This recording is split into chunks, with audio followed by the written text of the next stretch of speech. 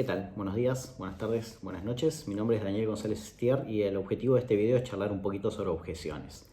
Objeciones es un tema bastante poco trabajado y poco usado en América Latina en general, así que en este video vamos a trabajar un poco los cómo, cuándo, por qué y para qué de las objeciones para tratar de empezar a usarlo como una herramienta más habitual y para tenerlas más a mano durante el desarrollo de las audiencias. Antes que nada quiero hacer un agradecimiento. El material que uso para este video lo debo en gran parte a la generosidad de Pelayo Vial Campos, de Martín Sabelli y de Julio Federic. A lo largo de la exposición voy a ir extrayendo cosas que corresponden a material elaborado y pensado por ellos y algunas conclusiones propias, por supuesto, pero no puedo seguir avanzando sin agradecerles por su generosidad y por su sapiencia, además, sobre este tema. Lo primero que tenemos que hablar al momento de plantear el tema de las objeciones es qué son las objeciones. Y si tenemos que buscar una definición, tendríamos que hablar de incidencias que se producen durante las audiencias respecto de acciones de las partes, de los testigos o incluso del tribunal. Ahora vamos a ir desgranando un poco cuáles son esas acciones de cada uno de estos protagonistas de la audiencia para poder ver cuándo corresponde interponer una objeción, mejor dicho, respecto de estas acciones.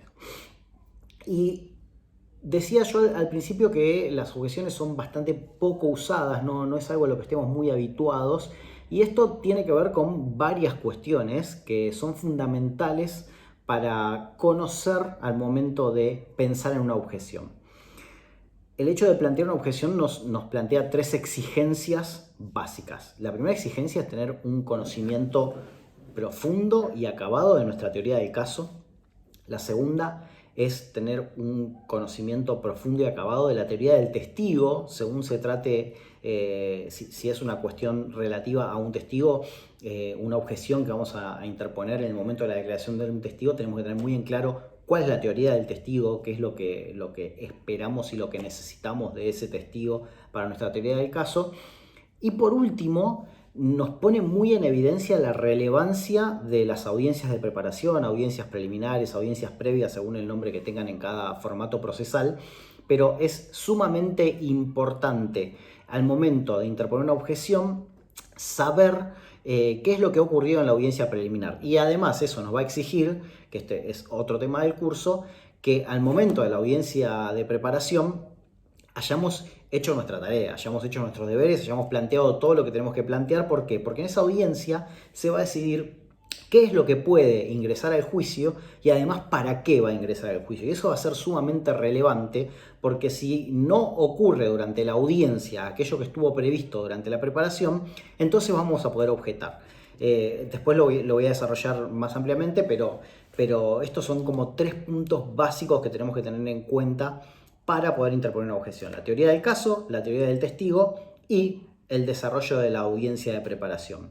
Y por supuesto, además de todo esto, algo que va a atravesar a todas las instancias, que es un conocimiento y un manejo de las reglas de litigación, porque muchas de las objeciones van a estar relacionadas con la forma de preguntar o el momento de hacer algún tipo de incorporación de información o de prueba en el juicio, y para poder manejar fácilmente eso vamos a necesitar un conocimiento y práctica en destrezas de litigación. Así que con esas exigencias básicas vamos a tener que contar para poder trabajar sobre las objeciones.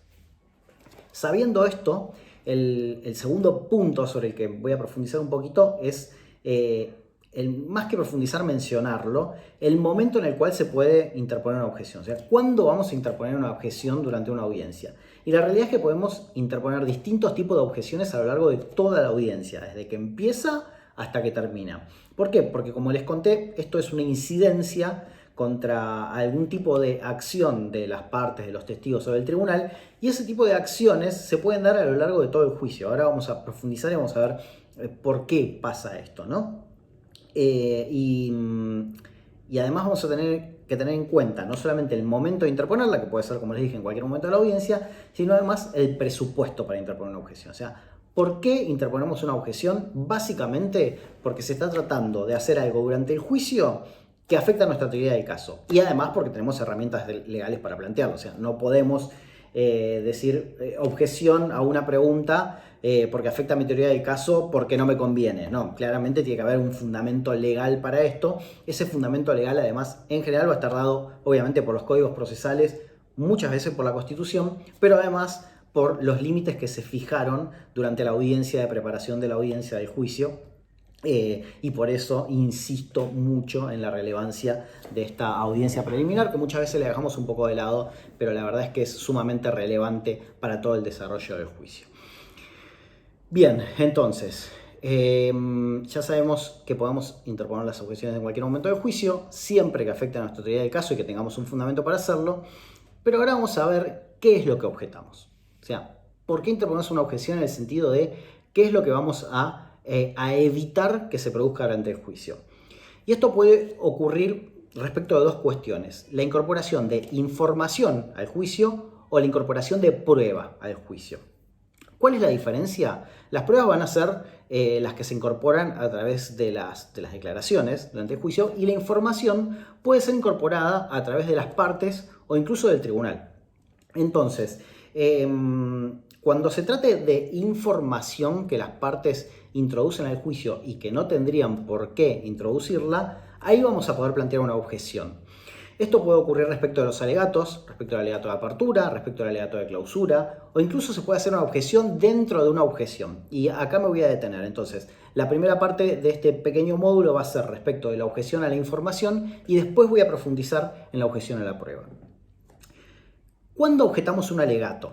Y la realidad es que hay distintos motivos para objetar un alegato. En general podríamos objetar un alegato de apertura cuando durante ese alegato se están haciendo valoraciones. Sabemos que el alegato de apertura es una descripción de nuestra teoría del caso y que tiene que ser una descripción basada en hechos, porque va a ser la preparación para lo que después vamos a probar durante el juicio. Justamente como todavía no hay nada probado, nosotros lo que vamos a exponer en el alegato de apertura son hechos. Por ende, si alguna de las partes durante el alegato de apertura hace una valoración de esos hechos, una apreciación personal o subjetiva de esos hechos que afecta a nuestra teoría del caso y que puede llegar a generar una contaminación en el juicio que afecte la decisión final, sobre todo cuando se trata de jurados, entonces en ese caso yo voy a poder interponer una objeción, por ejemplo, ¿no? Ahora, si se trata del alegato de clausura, en el alegato de clausura sí podemos hacer todas las valoraciones que querramos. De hecho, se trata de eso esencialmente el alegato de clausura, pero no podríamos introducir afirmaciones falsas. No podríamos afirmar que un testigo dijo algo que no dijo, o que en el juicio se produjo una prueba que no se produjo, o que se esté dando por hecho un hecho que todavía no esté probado. Entonces, si ocurriera alguna de esas cosas durante el alegato de clausura, que no es prueba, sino información que está incluyendo en la audiencia alguna de las partes, ahí podemos objetarla también y claramente vamos a tener serios fundamentos para hacerlo.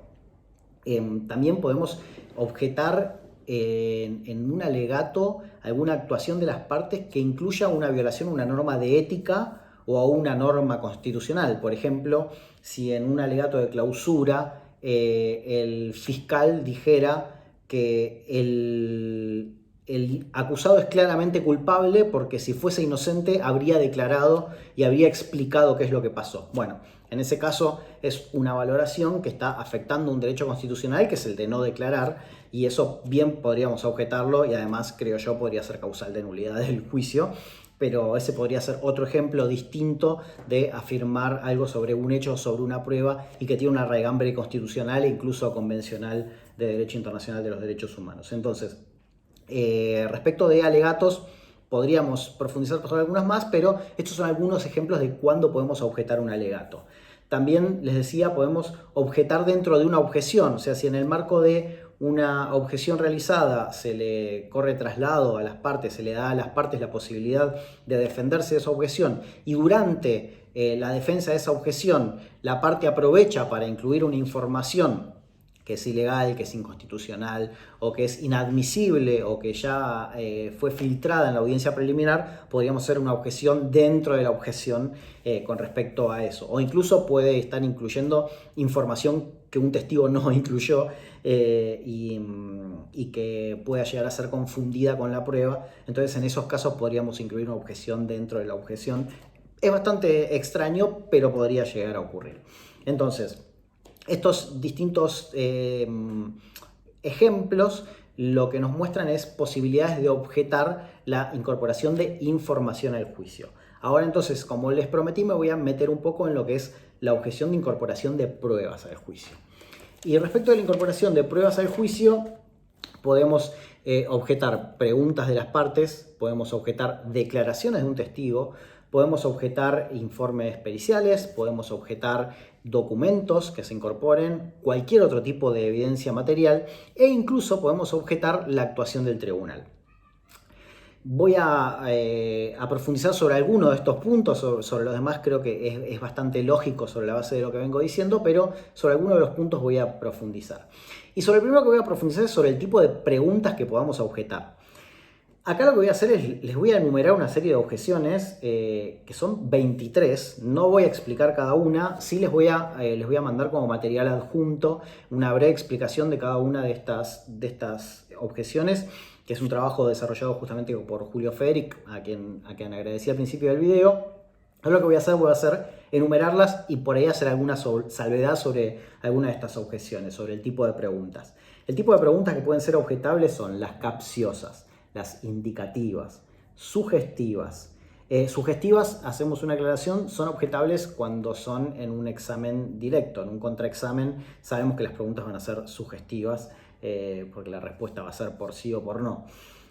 Cuando son preguntas impertinentes, cuando son inconducentes, impertinentes que no tengan que ver con el objeto del proceso, inconducentes sí tienen que ver con el objeto del proceso, pero no con lo que se intenta probar. Después tenemos las conjeturales o hipotéticas, repetidas, conclusivas, deductivas, reconvenientes, compuestas, alternativas, perentorias, de opinión, de oídas, sobre la experiencia del testigo, sobre su ciencia, sobre su conocimiento, retóricas, negativas, notorias, confusas o ambiguas. Estas, como les dije, son 23 tipos de preguntas que pueden llegar a ser objetables en un examen directo o en un contraexamen, según sea el caso. Les mando aparte la descripción de cada una de estas. Es interesante leerlas, es muy raro que se usen todos. Algunas se pueden fusionar o se pueden confundir entre sí, pero básicamente lo que tenemos que tener en cuenta es que los testigos van a declarar en el juicio sobre aquellas cuestiones que fueron previstas en la audiencia de preparación. E insisto sobre esto, si nosotros citamos a un testigo para declarar sobre lo que vio determinado día y dejamos aclarado que ese testigo no puede declarar sobre lo que escuchó que otra persona diga, porque ese sería un testigo de oídas que nos impide el efectivo control de la prueba y hay sobrados argumentos constitucionales y convencionales para impedir la incorporación de un testigo de oídas, salvo algunas excepciones que están trabajadas en las reglas de evidencia del sistema, sobre todo de Estados Unidos, que es donde las tienen bien trabajadas. Entonces, ahí radica la importancia. Este testigo vino al juicio para declarar sobre esto y con estos límites. Cualquier actuación de las partes, cualquier pregunta que las partes le hicieran al testigo por fuera de eso que el testigo está limitado a declarar durante el juicio, podría ser objetable. Lo mismo si el testigo, por su cuenta, empieza a contar algo que específicamente dentro de la audiencia preliminar se previó que no puede decir. Por ejemplo, una declaración de oídas. Si el testigo empezara a contar lo que otra persona le dijo, en ese momento podemos objetar la declaración del testigo, no ya la pregunta, sino la declaración del testigo, para frenarlo y en todo caso pedir al juez que dé una instrucción al jurado o pedirle al tribunal, si no es un sistema por jurados, que no se tenga en cuenta lo que el testigo dijo para el momento de resolver.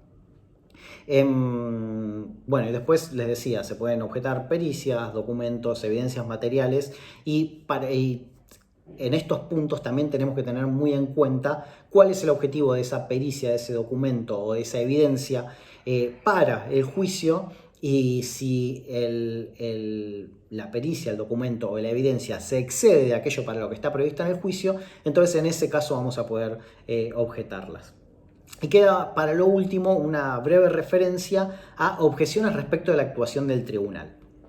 Acá hay que tener mucho cuidado. Objetar a un tribunal puede ser complicado, sobre todo en las situaciones en las que el tribunal es el que decide, aunque también cuando tenemos un juicio por jurados, porque el tribunal podría, a partir de una objeción y de que se lo tome a mal, empezar a jugarnos en contra, por decirlo de alguna forma. Básicamente las objeciones al tribunal tienen que ver con aquellos sistemas puramente acusatorios en los que el tribunal está vedado de hacer preguntas salvo que se trate de preguntas aclaratorias.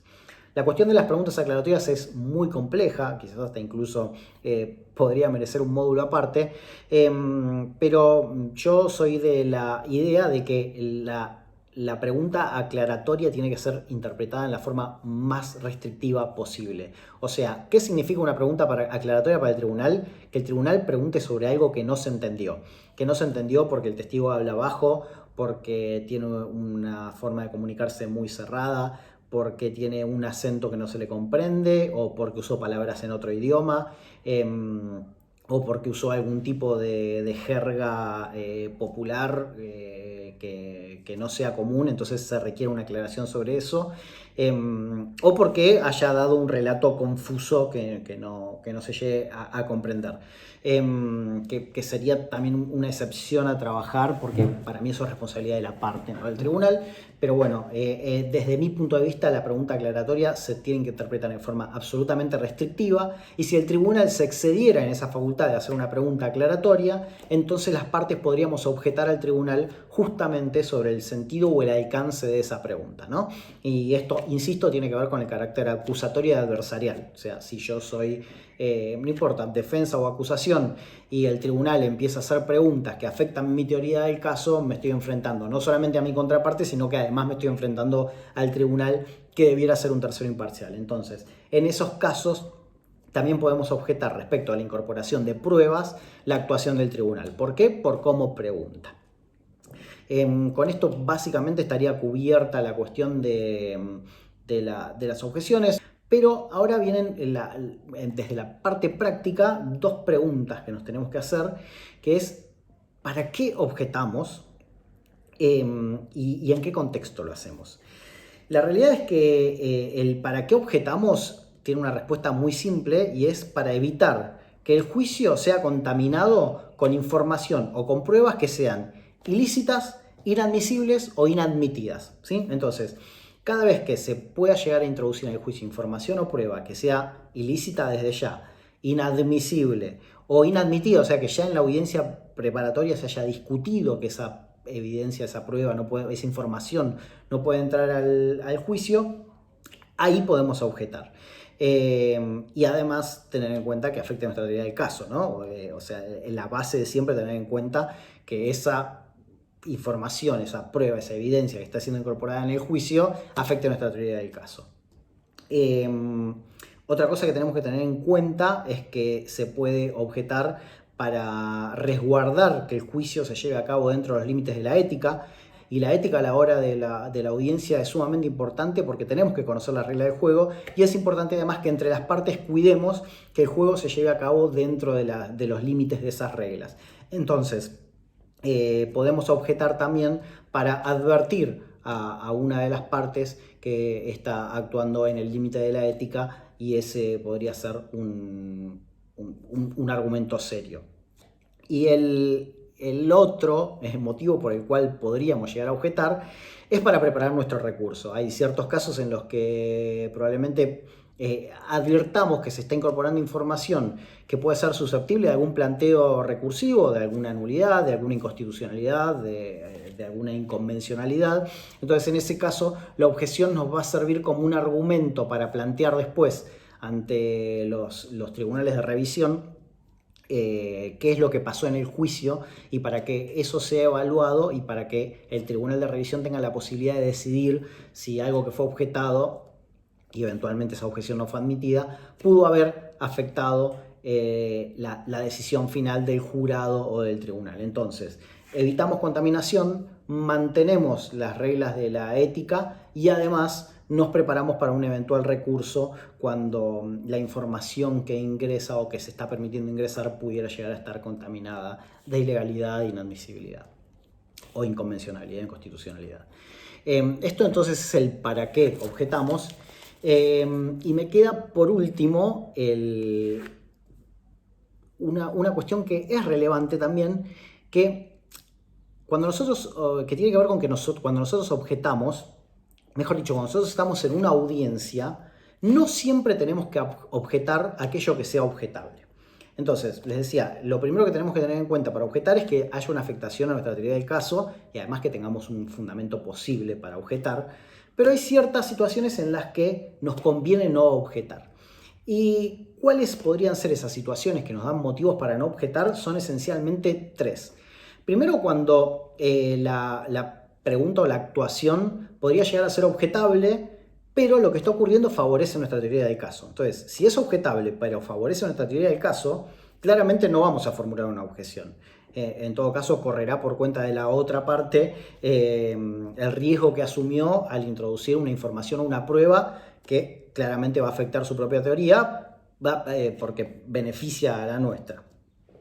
El segundo motivo para no objetar podría ser cuando, si bien no favorece a nuestra teoría del caso, tampoco la afecta. O sea, si se trata de una cuestión, de una acción que fuera objetable, pero lo que está ocurriendo, más allá de que no nos favorezca, no afecte nuestra teoría del caso, en ese caso tampoco vamos a objetar, porque no nos tenemos que llenar de objeciones. ¿Por qué? Porque ahí justamente viene el tercer motivo para no objetar, que es la posibilidad de que la objeción genere una imagen negativa de nosotros en el tribunal o en el jurado. O sea, si nosotros realizamos objeciones que pudieran llegar a afectar el buen desarrollo del juicio, o interrumpimos demasiado, o llevamos muchas objeciones perdidas, y seguimos intentando, eso puede llegar a afectar el ánimo del tribunal o el ánimo del jurado, y podríamos llegar a generar una imagen de que no queremos que el juicio se desarrolle con normalidad. Entonces, si entendemos que nuestra objeción podría llegar a afectar nuestra imagen frente al tribunal o frente al jurado, por mucha razón que tengamos, a veces tenemos que evaluar la conveniencia de esa objeción. En definitiva, lo que tenemos que hacer nosotros con las objeciones es hacer un análisis de costo-beneficio, ¿no? Siempre antes de plantear una objeción tenemos que pensar, ¿es objetable? ¿Tengo derecho a objetar esto? ¿Tengo un fundamento para objetarlo? ¿Y cuál va a ser el beneficio que obtenga?